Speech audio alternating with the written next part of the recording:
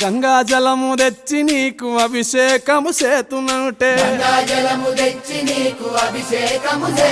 మరి గంగా జలమున సేప కప్పల ఎంగిలంటున్నావు శంభో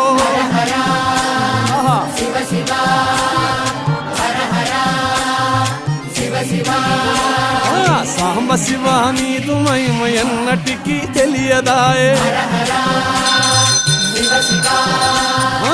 ఆవు పాలు తెచ్చి నీకు అర్పితము చేతునంటే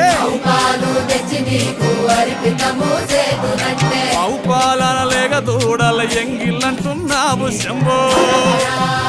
ఓహో గట్టిగా అదే సాంబ శివ నీదు మహిమయన్నటికీ తెలియదాయే